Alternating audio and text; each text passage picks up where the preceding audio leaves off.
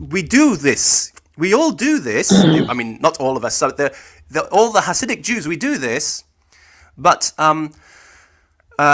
we didn't always do it. We didn't jump when Jesus came and said, do this. We didn't. It took a while for us to adopt it, but we do it now, and we understand what it is we're doing. The deep students of Kabbalah know what's happening at this transaction. We are giving away our true bodies, which we cannot see, and we are taking his true body, which we cannot see, and this flesh and blood solid thing that's sitting down here that feels like you is not your true body. It is just your appearance. That's all. It's just your appearance. And it's worthless. As Jesus said, this counts for nothing. The flesh counts for nothing. It's literally worthless. It counts for nothing. What does count for something is the true body, which he gave us, and our true bodies, which we give him, and which his appearance took to the cross and crucified on the cross as a priest performing a sacrifice. He literally, this is like, let me put it another way. This meal, when we take this meal and we take this shirayim, consciously understanding what's going on, this is exactly like when the lamb or the ram was brought to the priest in the as a sin offering, and the ones who brought the sin offering, but they put their hands on the offering to transfer their sins into the animal, so that the animal would be slaughtered, and that would be the sins would be killed, and they would be redeemed of their sins. You know the process. And the high priest also on the Yom Kippur, he held the horns of the goat and transferred the sins of the nation into the goat, and the goat was then sent off to Azazel. You know the story. Yeah. This is the transaction. Yeah. This is the transfer. So when you take this meal, when you take this tiny piece of bread, this tiny piece of bread left over from a meal of which is called the tish, you are doing that transaction. You are transferring onto his body all of your sins, and you're taking from him his pure, sinless body. And because he is crucified, your sins are crucified on the cross. That's how this happens. It's a real transaction which actually happens. So now you ask then, what happens at the resurrection? At the resurrection, all three come back together again as one. So when he touches the body, he's touching the physical appearance, and also all three are one again. They've been reconstituted after the resurrection. Okay, so you mean that this is a new physical material? You mean? I mean the appearance. The reason why they couldn't recognize him at first is because he appears in his transfigured form, in his angelic form. I'll show you a picture. We have pictures of him in synagogues, in messianic synagogues, in Israel, in mosaic form. And everybody always thought that these are pictures of Helios, but these are not pictures of Helios or Mithras, because they are actually in synagogues, in synagogues which, like for example, Sephoris and Hamat Tiberius, Hamat Tiberius, and also Beit Alpha. You'll always see him as a young man with no beard. So this is his sort of angelic form, and so when they saw Jesus at the resurrection, the reason why they couldn't recognize him is because it's very difficult to recognize someone when they have no beard. You see, he appeared in his angelic form. Because his angelic form, yeah. Because in the process, he eats with his disciples. That's right. And then he breaks bread with them. He does the same ceremony again. Although although the Gospels don't tell us the exact words that he said with his disciples when he broke bread with them again, we can know exactly what it was that he was doing is, again, this Hitveyadut ceremony, this Tish ceremony. Oh. Okay? Because of, let me just take this and copy this somewhere else. I'll show you. Because,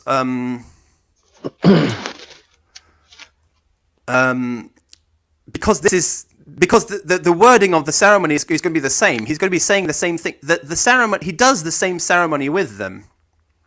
Let me just try and Yeah. find an image that I can share with you. Yeah, because of it, after that, his disciples realized that it's him, right? Yes, because he's doing the same meal that he did with them before. He's like, oh, this is what he Yeah. did with us on the Last Supper. Last time many of us Yeah, saw yeah. him, this is what he did, and so they recognized that. Let me just put on here. Let's see if I can open up this. This is the presentation I have on my channel. It's called Do This in Memory of Me. You should watch it if you want to have a look at Okay. it.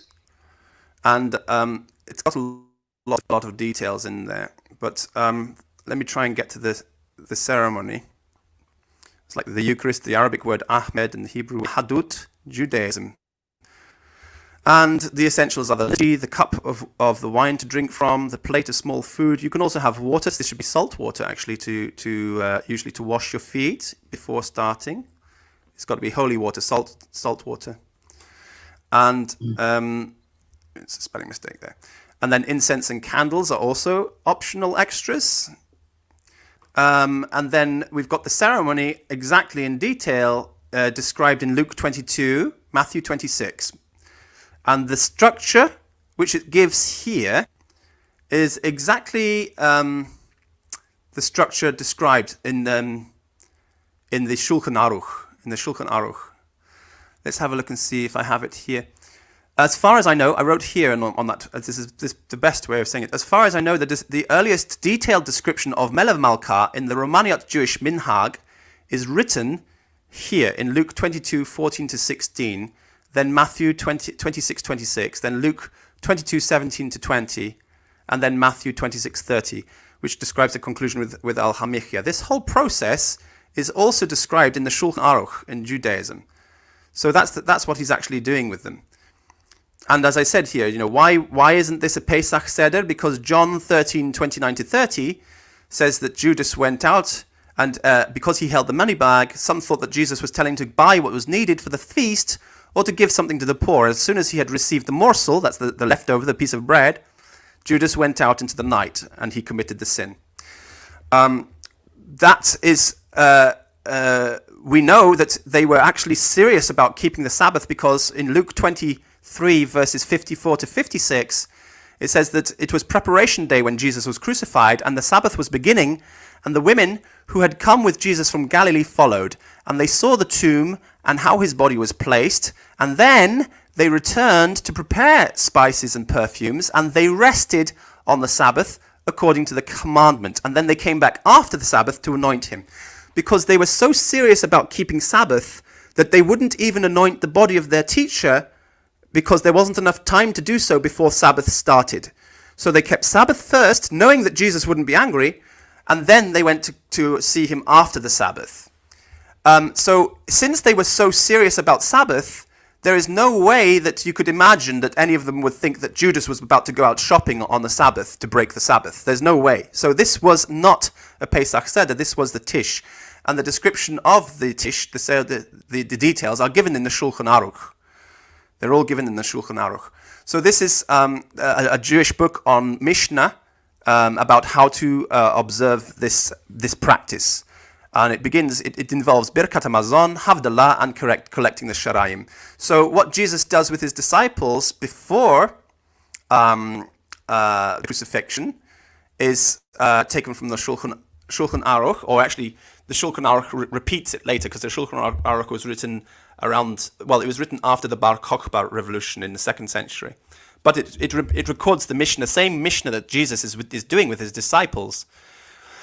And then at the resurrection, he appears like this. That's why they can't recognize him. And then he does the same activity with them again, and they realize when he uses his words and does this action, this is Jesus. They recognize him as soon as he does this activity with them, which is from the Gospels there. Now, there were several questions which I was going to try and answer. I'm just trying to remember what those questions were. One of them was about Docetism. One of them was about... I answered the Docetism Gnosticism. question, Gnosticism. Asking if That's this is Gnosticism. Gnosticism from Addis S. Yeah. Okay, is this Gnosticism? This is Anything to do with Kabbalah or Jewish theology is Jewish Gnosticism. But Jewish Gnosticism